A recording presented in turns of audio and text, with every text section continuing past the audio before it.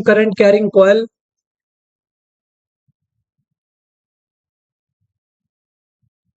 placed in magnetic field, right? That's the topic.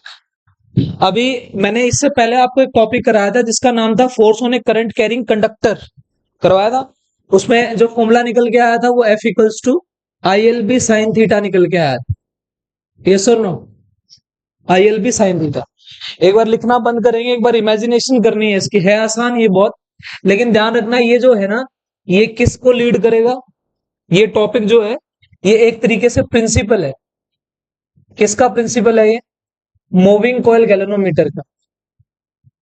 तो जो concept इसमें यूज हो रहा है वो इसमें यूज हो रहा है, मूविंग कॉइल गैल्वेनोमीटर में। MCG शॉर्ट में आप बोल सकते हो। ये देखिए, मान लीजिए कॉइल ऐसे है कुछ इस तरीके से। क्या तुम्हें ऐसा लग रहा है इसके अंदर बहुत मतलब ये 4 वायर का कॉम्बिनेशन है, PQRS।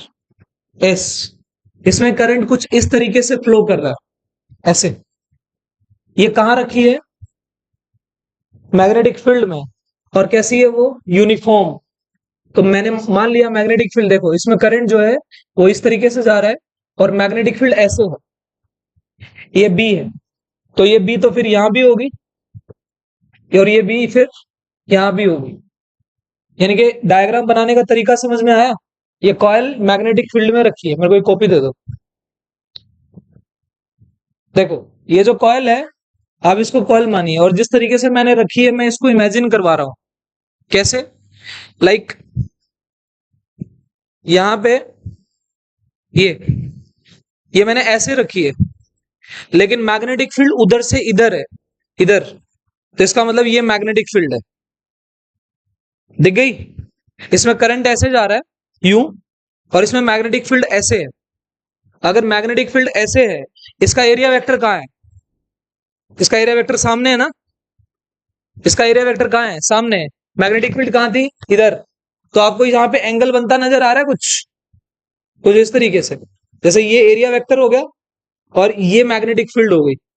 तो इसमें पहले बताओ ये कितना एंगल है? 90। अगर इसके बीच में और इसके बीच में, ये देखिए, ये तुम्हारी मैग्नेटिक फील्ड है, इसको थोड़ा समझने की कोशिश करना। ये इस तरीके से समझ में आ गया? क्या ये वाला इस बुक के साथ कोई एंगल बना रहा है? बना रहा है। क्या ये वाला इसके साथ कोई एंगल बना रहा है? यस।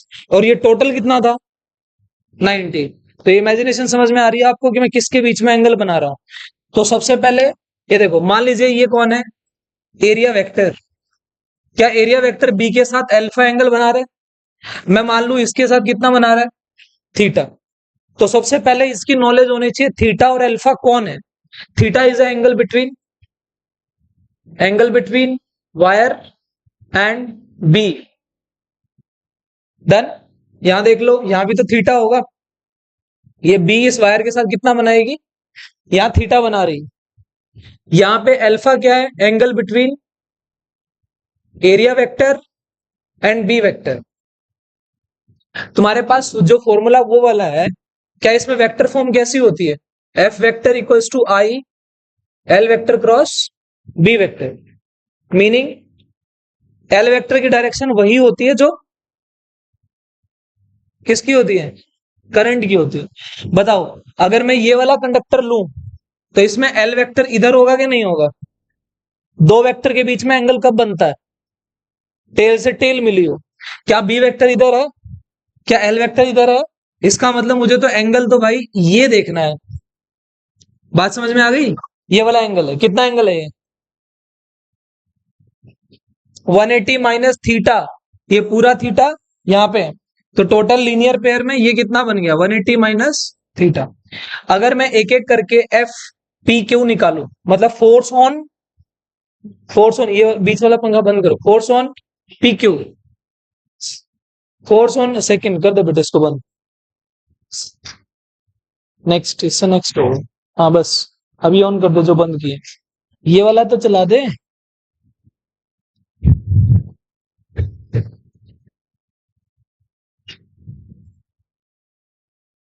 हो गया?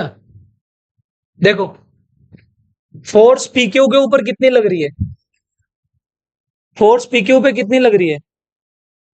आई, मैं मान लो इसकी लेंथ कितनी है, बी बी, और इसकी ये वाली एल है, ऐसा है कुछ।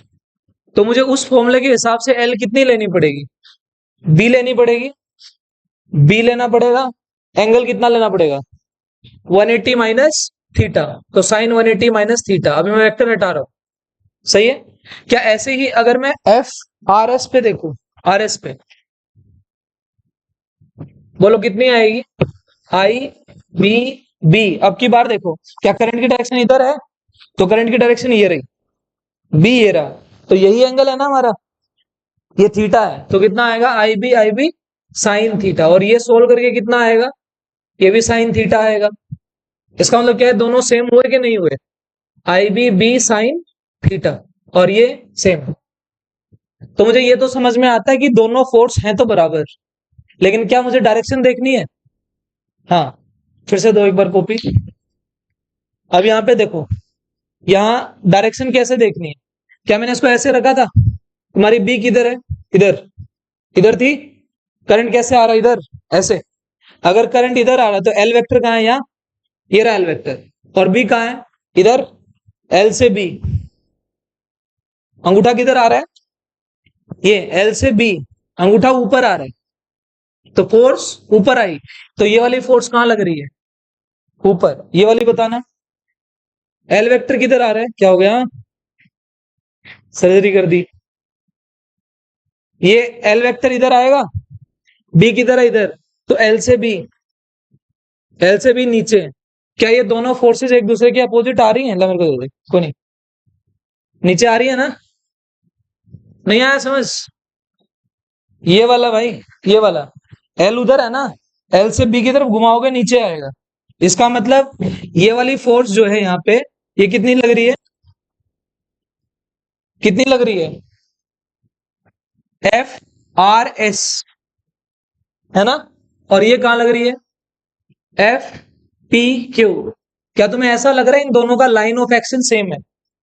लाइन ऑफ एक्शन समझते हैं? जिस लाइन पर फोर्स लगती है, इसी लाइन पे फोर्स लग रही है। क्लियर है यहां तक? क्या ये दोनों एक दूसरे को कैंसिल आउट कर देंगी? इक्वल भी हैं, अपोजिट भी हैं, सेम लाइन ऑफ एक्शन भी है, तो इन दोनों का कोई रोल यहाँ पे है नहीं। अब बात आई इसकी। सोचो, अगर ये वाली जो एज है इसमें, क्या इस एल के साथ ये वाला एंगल 90 नजर आएगा तुम्हारे को? अगर इसको आप, इसको फिर से देखो, ये लो, ये करंट कहाँ आ रहा है? नीचे। इसमें करंट नीचे आ रहा है, तुम्हारी बी इधर नहीं थी, तो इस एल के साथ तो ये 90 डिग्री का एंगल नहीं दिख रहा तुम्हारे को यहाँ पे? तो यहाँ पे थीटा तो 90 है, मतलब थीटा 90 यहां भी है और थीटा 90 यहां भी है। फॉर्मूला क्या बनेगा बताना? अब मैं डायरेक्शन की बात करता हूं। सोचो, क्या मेरा बी इधर है? बी ये ऐसे रखी थी, बी ऐसे था, एल का है नीचे, क्योंकि करंट नीचे जा रहा है। तो एल से बी, देखो एल से बी कहाँ आया? बाहर। ये बाहर पता है कैसा है? ये बाहर ऐसा है, यूं। इस पर टेंजेंशियली फोर्स लग रही है, लाइक ये इसको ऐसे घुमा देगा, तो इस पे कैसे लगेगी? इस पे इधर लगेगी, है ना? पकड़ो। तो यहाँ पे मेरे को एक चीज समझ में आ रही है, ये जो फोर्स लग रही है यहाँ, क्या ये इधर लगेगी और ये वाली फोर्स इधर लगेगी? क्या ये टेंजेंशियली नजर आ रही है? यस। अगर आप इस कॉइल को ऊपर से देखो तो ये तुम्हारे को कैसे नजर आएगी? सिर्फ ये वाली एज नजर आ जाएगी। अरे हाँ या ना? तो अभी पहले ये बताओ, एफ कौन सी साइड है? ये एफ क्यू आर, कितनी फोर्स लगी? आई, लेंथ कितनी है? एल। बिल्कुल पीसफुली इस टॉपिक को समझो, अगले टॉपिक बहुत आसान लगेगी। आई एल बी, क्या साइन 90 था? वो 1 हो गया। क्या मुझे पता है कि एफ, एफ जो है इस पे कौन है? ये एस पी। तो एफ एस पी पे भी कितनी लगेगी? आई एल भी लगेगी। क्या ये टेंजेंशियली है? हाँ। तो मुझे एक बात समझ में आ रही है, अगर मैं इस कॉइल का अपर व्यू देखूं तो इस अपर व्यू में क्या कुछ मेरे को ऐसा नजर आएगा? ये सिर्फ ये, मतलब कैसे है ये? लाइक जैसे अगर मैं इसको, इस कॉइल को देख रहा हूं तो मेरे को ये ऐसे देख रहा हूं मैं इसको, तो मेरे को सिर्फ ये वाली एज नजर आएगी, तो ये आ रही है नजर। बताओ इस पे फोर्स किधर लगी थी? ऐसे ऐसे लगी थी टेंजेंशियली। क्या पैरेलल शिफ्टिंग कर सकते हैं वेक्टर की? कर सकते हैं। पैरेलल शिफ्टिंग से वेक्टर चेंज, तो यहां से उठा के यहां शिफ्ट कर लूं इसको, और ये वाली जो इधर लग रही थी इसको उठा के इधर शिफ्ट कर लूं, क्योंकि मुझे ये वाला एज दिख रहा है। तो इसमें जो फोर्सेस मेरी यहां लग रही थी वो मैंने उठा के कुछ इस तरीके से कर ली कि एक इधर लग रही है, मतलब एक ऐसे लग रही है और एक ऐसे लग रही है। बात समझ में आ गई? ये कैसी है? क्या ये इक्वल एंड अपोजिट है? ये इक्वल एंड अपोजिट और बराबर भी है। क्या इनका लाइन ऑफ एक्शन सेम है?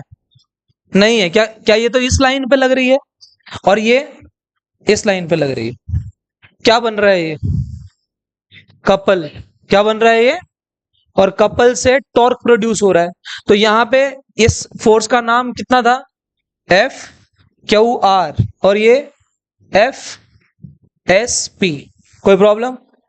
क्या मुझे पता है कि दोनों फोर्सेस इक्वल एंड अपोजिट हैं और लाइन ऑफ एक्शन सेम नहीं है, they are forming couple and producing. तो ये दोनों के दोनों forming couple and producing, yes, couple and producing torque, and producing torque. Done. अब किसी को टॉर्क निकालना नहीं आता? सिखाया था मैंने टॉर्क निकालना। आर एफ परपेंडिकुलर या एफ आर परपेंडिकुलर, मैंने टॉर्क वाले टॉपिक में कराया था, लेकिन फिर भी नहीं पता। देखो इसमें टॉर्क का फॉर्मूला सीधा क्या है? एक फोर्स उठाओ और दोनों फोर्सेस के बीच में परपेंडिकुलर दूरी देख लो, perpendicular gap between two forces. आसान लग रहा है? परपेंडिकुलर। अभी देखो इसमें याद करने का तरीका क्या है भाई, मेरे को पता है, अभी तो मैं समझा रहा हूं आपको ये लिखने का तरीका। वहां पे बैठ के आपकी मेंटालिटी ऐसे चलेगी कि चार फोर्सेस लग रही हैं, चार फोर्सेस में दो फोर्सेस को कैंसिल आउट करना है, दो टेंजेंशियल लग रही हैं, दोनों क्या कर रही हैं? टॉर्क प्रोड्यूस कर रही हैं, बस। तो याद तो सिर्फ इतना ही रखना है। सो यहाँ पे फोर्स परपेंडिकुलर, बोलो क्या इन दोनों फोर्सेस में परपेंडिकुलर दूरी क्या ये होगी? देखो इन दोनों में परपेंडिकुलर दूरी ये होगी। क्या ये साइड कितनी थी? क्या ये एंगल थीटा था? क्योंकि ये थीटा था। अगर यहां पे कोई लाइन आएगी, अगर ये थीटा है तो क्या ये भी तो थीटा है? बात समझ में आ गई? तो ये थीटा हो गया। बोलो ये वाली साइड कितनी आएगी? बी कॉस थीटा, और ये बी साइन थीटा। मैंने क्या बोला? किसी एक फोर्स को उठाओ, बोलो कितना है? एफ उठा लिया, इनटू परपेंडिकुलर दूरी कितनी है? B cos theta. बोलो एफ कितनी थी? इनका तो कोई काम है ही नहीं, तो ये थी। बोलो कितना है? L B B B cos theta. क्या लेंथ इंटू ब्रेड्थ एरिया होता है? तो एरिया ऑफ कॉइल है। तो यहां पे इसको मैं क्या लिख रहा हूं? B cos theta. बोलो इस कॉइल में कितनी टर्न थी? एक एक टर्न। क्या ऐसी ऐसी बहुत सारी टर्न नहीं हो सकती? तो क्या मैं इसको फॉर एन टर्न्स अगर लिखना चाहूं तो फॉर एन टर्न्स कितना आएगा ये? क्या ये tau equals to NIA B cos theta हो जाएगा कि नहीं हो जाएगा? पर इस डायग्राम में मुझे एक चीज समझाओ, क्या ये थीटा प्लस अल्फा 90 था? अरे जब मैंने सबसे पहले कॉपी ली उसमें मैंने बताया कि 90 डिग्री टोटल, थीटा और अल्फा का सम कितना था? 90, क्योंकि ए कहां आ रहा है? सामने तुम्हारे। बात समझ में आ गई? नहीं आई? तो थीटा प्लस अल्फा 90। अभी तुम्हारा जो फॉर्मूला आ रहा है, नहीं आ रहा? थीटा प्लस अल्फा 90, अगर ये फॉर्मूला थीटा की टर्म में है, क्या तुम इसको अल्फा की टर्म में कर सकते हो? यहां से निकाल के, यहां से थीटा कितना आ रहा है? 90 माइनस अल्फा आ रहा है, वो वहां पुट कर देंगे। But before that do one thing, तुमने इसको देखा है कहीं? बायोट सेवर्ट्स लॉ की एक फॉर्म देखो मैंने लिखवाई थी, जिसमें मैंने एम लिखवाया था। एम एम क्या होता है? देखो मैंने आपको स्टार्टिंग में, इस चैप्टर के स्टार्टिंग में दो चीजें बताई थी। जो काम इलेक्ट्रोस्टैटिक में पी करता है वो काम यहाँ पे एम करता है, हाँ या ना? ये इलेक्ट्रिक डाइपोल मोमेंट है, ये मैग्नेटिक डाइपोल मोमेंट है। जो काम वहां पे क्यू करता है वो यहाँ पे स्मॉल एम करता है। और इसका जो फॉर्मूला था वो मैंने आपको NIA बताया था, ये मैं करवा चुका हूं। Magnetic dipole moment current into area. इसकी यूनिट बोलना क्या बनेगी? इसकी तो कोई है नहीं, आई की एम्पियर एरिया की एम्पियर मीटर स्क्वायर, ये क्या था, इसको क्या बोलते हैं, पोल स्ट्रेंथ। ये पोल, इसकी यूनिट होती है एम्पियर मीटर। तो जनरली बच्चे इन दोनों एम को साथ में याद रखते हैं, एम्पियर मीटर स्क्वायर और एम्पियर मीटर। अब क्या मैं इस एनआईओ को क्या भर सकता हूं, क्या एम एक वेक्टर क्वांटिटी होता है, अगर डाइपोल मोमेंट इधर वेक्टर है तो इधर भी वेक्टर है। आवाज मत करो भाई, ये क्या आ रहा है, क्या इसको मैं टाउ इक्वल्स टू एम लिख सकता हूं, एम बी कॉस थीटा। अगर किसी ने पहले नहीं पढ़ा और याद नहीं है तो अब याद कर लो, करंट इनटू एरिया एम होता है, मैग्नेटिक डाइपोल मोमेंट। ऐसा मैं इसलिए लिख रहा हूं क्योंकि मुझे इसको वेक्टर फॉर्म में लिखना है, टॉर्क एक वेक्टर होता है ना, तो क्योंकि आर क्रॉस एफ से आता है। अब यहां क्या इसको थीटा को अल्फा बना लूं, कैसे बनाऊं, tau equals to N I A B cos 90 minus alpha, तो क्या ये बन गया N I A B sine alpha, yes और नो, यस। बोलो क्या alpha is the angle between A and B, तो क्या मैं फिर से इसको एन आई ए को एम भर दूं, एम बी साइन एल्फा। इसका मतलब अगर मैं कह रहा हूं, देखो ध्यान से, M equals to current into area है और मैं कह रहा हूं ये वेक्टर है, तो ये वाला वेक्टर तो है नहीं, वेक्टर तो ये है ना, वेक्टर के बराबर में वेक्टर होना चाहिए। मीनिंग व्हाट, अगर मैं इस पे वेक्टर लगा रहा हूं तो कहीं ना कहीं ये वेक्टर है, और अगर मैं इसकी डायरेक्शन देखना चाहता हूं तो इसका मतलब इसकी जो डायरेक्शन होगी वही इसकी होगी, तो एरिया वेक्टर की डायरेक्शन में ही कौन है, M. M B sine alpha can be written as M cross B, M cross, तो क्या मैं इसको M vector cross B vector लिख सकता हूं, ये टॉर्क होता है भाई। अभी जब मैं मूविंग कॉइल गैल्वेनोमीटर पढ़ाऊंगा तो मैं इसको यूज करूंगा, N I A B sine alpha को। क्या जब भी तुम्हारे सामने फॉर्मूले में एल्फा आया है, मैं आराम आराम से करा रहा हूं, तसल्ली से टॉपिक को समझिए। यहां ये जो टॉपिक जब कंप्लीट होगा, इस टॉपिक के बाद मैग्नेटिज्म एक तरीके से खत्म हो जाता है, उसमें कुछ बचता नहीं है ऐसा खास, सिर्फ थ्योरेटिकल कॉन्सेप्ट बच जाते हैं। एक डाइपोल बचता है, वो आपको मैंने पहले भी कराया था, मैंने कहा था इलेक्ट्रोस्टैटिक्स में कि जैसा यहां कर रहे हो वैसा ही मैग्नेट में आएगा, तो मैं एनालॉजी से कराऊंगा, 10 मिनट में खत्म हो जाएगा। उसके बाद मैग्नेटिक मटेरियल्स बचते हैं। देखो जिस बच्चे ने ये नहीं समझा ना किस टॉपिक को कितना टाइम देना है, वो फेल है, राइट। कई बार हम अपनी ना फीलिंग से चलते हैं, यार मेरे को ये मजा आ रहा है इसको पढ़ने में, ये पढ़ते रहो, नहीं ऐसा नहीं होता, जिसको जितनी नीड है उतना टाइम दीजिए। अब जैसे मान लीजिए ये चैप्टर है, अब कई बार क्या होता है हमारी नोटबुक्स की ना जजमेंट शुरू हो जाती है, लाइक हर टीचर की जजमेंट शुरू होती है किसी न किसी पॉइंट के ऊपर, कि उस टीचर ने इतना लिखवाया, उस टीचर ने इतना लिखवाया, कोई फर्क नहीं पड़ता, वो उसकी अंडरस्टैंडिंग पे डिपेंड करता है। अगर वो टीचर यहां खड़े होके कोई टॉपिक डिलीवर कर रहा है और अच्छे से होमवर्क करके आया है, तो वो आपको इफेक्टिवनेस उसके अंदर दिखेगी ही दिखेगी 100%। एक मैं अंधाधुंध कुछ भी करा दूं, बोलो ज्ञान तुम कहीं से भी ले सकते हो ना, तुम इंटरनेट पे मैग्नेटिज्म लिखो, मेरे से ज्यादा ही बता देगा वो, लेकिन तुम्हें भाई अपने करिकुलम के हिसाब से चलना है। अगर तुम उस पैटर्न के हिसाब से नहीं चलोगे फेल हो जाओगे, पीछे रह जाओगे। तो जिस टॉपिक को जितनी अहमियत है, लाइक जैसे मैंने कहा, इसके पार्ट नंबर 3 में मैं 10 मिनट में खत्म करूंगा, क्योंकि मुझे लग रहा है वो 10 मिनट में हो सकता है, उसको 10 मिनट की ही अहमियत देनी चाहिए, उससे ज्यादा मैं उसको 4 दिन चलाऊंगा मेरा सिलेबस लेट हो जाएगा। इससे बढ़िया हम ऑप्टिक्स को 4 दिन ज्यादा देंगे, जो सबसे ज्यादा मार्क्स की आती है, राइट। तो इस पैटर्न को फॉलो कीजिए। अब यहां देखो एम क्रॉस बी, मुझे अल्फा बताना है एक बार। जब जब तुम्हारे फॉर्मूले में थीटा अल्फा आया है, तुमने 0 भर के देखा, 90 भर के देखा, 180, बिल्कुल फिक्स पैटर्न है ये। तो अभी यहाँ पे अल्फा को क्या भरो, 0 या फिर 90 डिग्री, ये दो ही केस लेता हूं मैं, डन। ये जो 0 है, अगर ये साइन 0 हो गया तो टाउ 0 हो गया, तो टॉर्क 0 आ रहा है यहाँ पे, टॉर्क यहाँ पे कितना आ रहा है, एन आई ए बी आ रहा है, क्या ये टॉर्क मैक्सिमम भी आ रहा है, यस। इसका मतलब कैसे, कॉपी दो फिर से भाई, तुम्हारे पास यहाँ पे ध्यान रखना, इस चीज को लेके, इस चीज को लेके कभी भी डायरेक्ट नहीं बोलेगा कि 0 डिग्री है और 90 डिग्री है, उसकी लैंग्वेज सुनिए क्या होगी। मान लीजिए इधर से इधर मैग्नेटिक फील्ड है, इमेजिन करो इसको, इधर से इधर मैग्नेटिक फील्ड लाइंस आ रही हैं, मतलब इस तरीके से, और मैंने इस कॉपी को ना देखो ऐसे रख दिया, यूं यूं, इसका एरिया वेक्टर कहाँ है? बाहर। बी के साथ कितना एंगल बन रहा है? 90। तो ये मैंने इस मैग्नेटिक फील्ड में पैरेलल रखी कि नॉर्मल रखी? नॉर्मल रखी, नॉर्मल एरिया के साथ नहीं लगी। नॉर्मल, देखो नॉर्मल किसके साथ हो रही है? एरिया वेक्टर में, और बी में एंगल देखना है। अगर मैं इसको ऐसे रखूंगा तो, है ना, इसका मतलब मैं इस एरिया वेक्टर, कुछ लोग इसको जैसे इसको नॉर्मली बोल रहे हैं, उनको ऐसा लग रहा है कि ये 90 डिग्री पे रखी है, बट क्या इसका एरिया वेक्टर बी के साथ जीरो एंगल बना रहा है? तो आपको कभी भी स्टेटमेंट सीधे सीधे नहीं मिलेगी, आपको बोलेगा प्लेस्ड नॉर्मली, प्लेस्ड पैरेलल। तो उस तरीके से आपको एंगल लेने हैं। कर लोगे?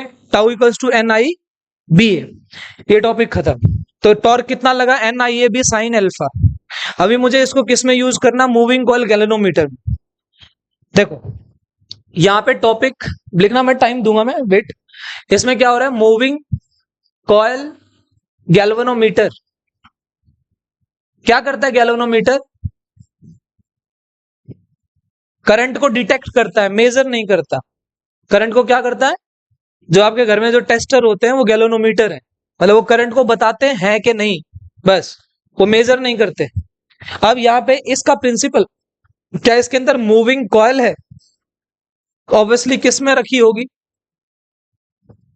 तो ये जो मैंने टॉपिक पढ़ाया, ये किसका प्रिंसिपल है? इसका। ये टॉपिक बहुत लंबे लंबे डायग्राम बना के भी समझाया जा सकता है और सिंपल डायग्राम बना के भी समझाया सकता है। देखो ऐसे, क्या मैं इसको नॉर्थ मान लू, इसको इसको साउथ, इसमें तुम्हें क्या डिफरेंट लग रहा है? क्या ये जो नॉर्थ पोल और साउथ पोल मैंने लिए, क्या ये मैंने कर्व्ड लिए? कर्व्ड लिए ना? क्या ऐसा नहीं हो सकता था कि ये नॉर्थ और ये साउथ? पर मैंने ऐसा लिया नहीं। यहां पे कर्व्ड मैग्नेटिक फील्ड है, इसको बोलते हैं रेडियल फील्ड। क्या बोलते हैं? यहाँ पे एक वर्ड आएगा, ये जो कर्व है ये क्या दिखा रही है? रेडियल फील्ड दिखा रही है। और अगर तुम्हारे लेवल पे तुम्हारे को रेडियल फील्ड समझानी है तो तुम ऐसे याद रख सकते हो कि सर यहाँ पे अल्फा 90 है, ये रहा अल्फा, जो ऊपर पढ़ के आया उसमें अल्फा कितना है? अगर अल्फा 90 होगा तो टॉर्क क्या लगेगा? मैक्सिमम लगेगा।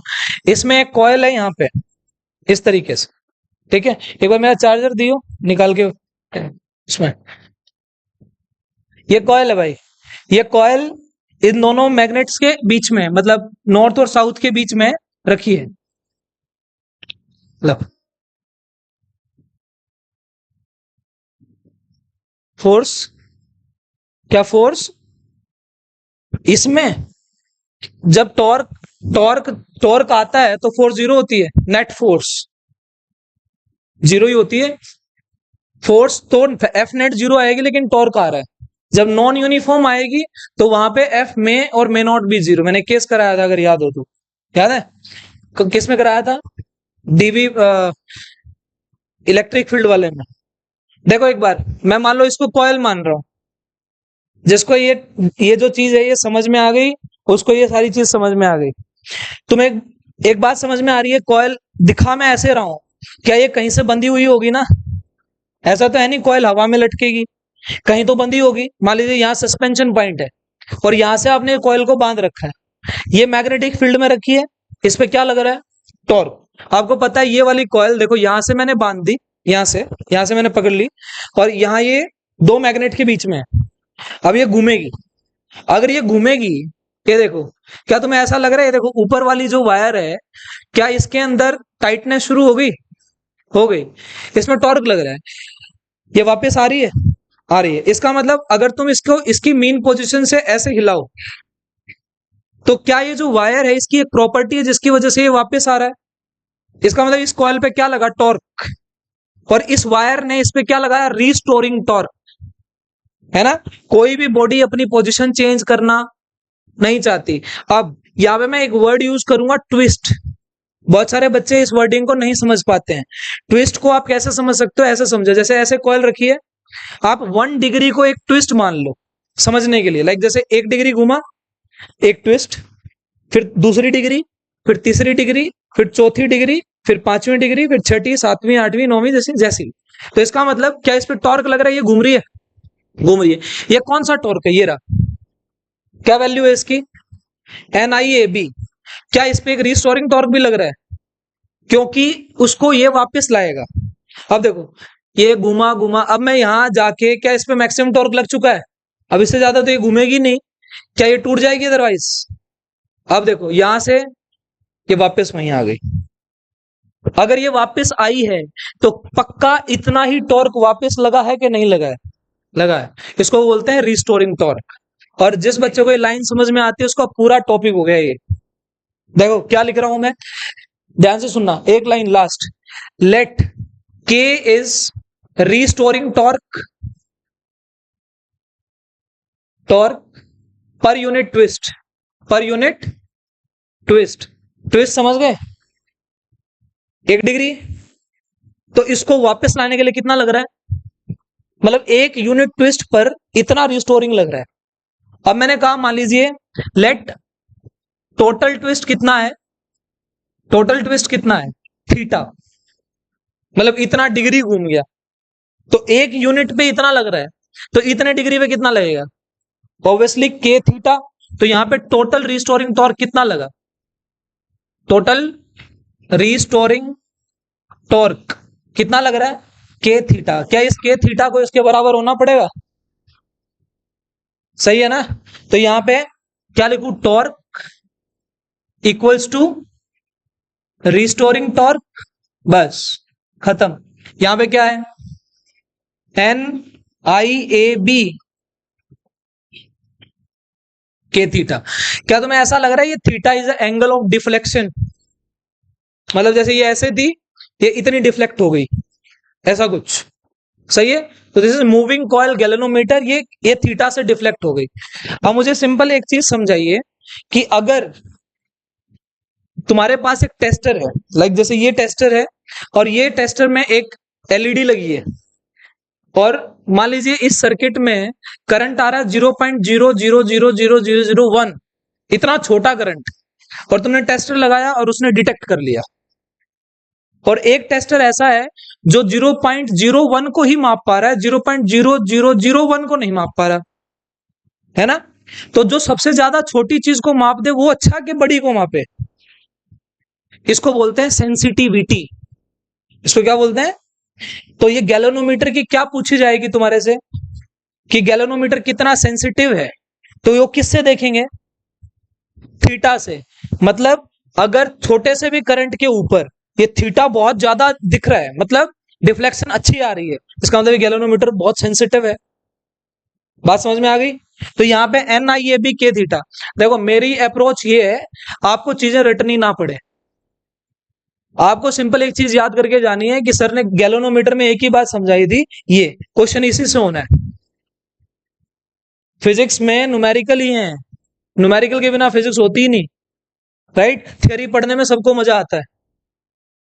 तो यहां पे सिर्फ एक डिब्बा है ये, NIAB इक्वल्स टू के थीटा, जिसको याद रह गया ठीक ठाक, अदरवाइज नहीं। अब मुझे बताओ, क्या मैं यहां से थीटा निकाल सकता हूं, यहां से थीटा निकाल सकता हूं ना, NIAB बाय के। ये जो मैंने वायर पकड़ी थी ना ऊपर, ये वाली, ये जिससे कॉइल लटकी हुई है, इसकी प्रॉपर्टी होती है ये के। मतलब ये वापस, जैसे मान लो ये लोहे की होती, बताओ आती वापस, ये नहीं आती ना। इसका मतलब इसकी प्रॉपर्टी है, वो इज बीइंग डिफाइंड बाय के। ये के जितना छोटा होगा थीटा उतना बड़ा होगा। और ये दो मटेरियल का माना जाता है, एक होता है क्वार्ट्ज, एक होता है ब्रॉन्ज, फोस्फोर ब्रॉन्ज, ये दो मटेरियल होते हैं। तो मूविंग कॉइल गैल्वेनोमीटर में जो वायर लगी होती है इस कॉइल के साथ, वो कौन से मटेरियल की होती है, फॉस्फोर ब्रॉन्ज की और क्वार्ट्ज की। और ये के उनका बहुत छोटा होता है, इसलिए थीटा बहुत, क्या सेंसिटिव गैल्वेनोमीटर के लिए मेरे को थीटा ज्यादा ही चाहिए, यस। अब बताओ, अब मैंने आपसे कहा कि मेरे को यार थीटा बढ़ाना है, इसका मतलब मेरे को क्या बढ़ानी है, सेंसिटिविटी बढ़ानी है। How can you increase that, क्या तुम n बढ़ा के कर सकते हो। देखो अभी एक एक फैक्टर को ध्यान से समझना, n को बढ़ाया, what is n, number of turns. मान लो अब ये जो सिस्टम है इसके अंदर मैंने इस कॉइल की बहुत सारी टर्न्स बढ़ा दी, मेरे को समझ में आया, थीटा बढ़ गया, अच्छा गैल्वेनोमीटर बन गया। लेकिन एक बात बताओ, क्या इसमें बहुत सारी टर्न्स हो गई तो ये बहुत बल्कि नहीं हो गया? अगर ये बहुत बल्कि हो जाएगा तो इसका रेजिस्टेंस बढ़ जाएगा, और रेजिस्टेंस बढ़ जाएगा तो इसमें करंट घट जाएगा, फिर ये डिटेक्ट किसको करेगा ये? तो इसका मतलब आपने कहा सर एन को बढ़ा के थीटा बढ़ाया जा सकता है, बट उसमें साथ में बोलिए कि N can be increase up to a limit, उससे ज्यादा नहीं बढ़ा सकते हम। फिर यहाँ आई, आई में कोई प्रॉब्लम नहीं है, आप करंट को बढ़ाओ, आपकी सेंसिटिविटी अपने आप ही बढ़ेगी।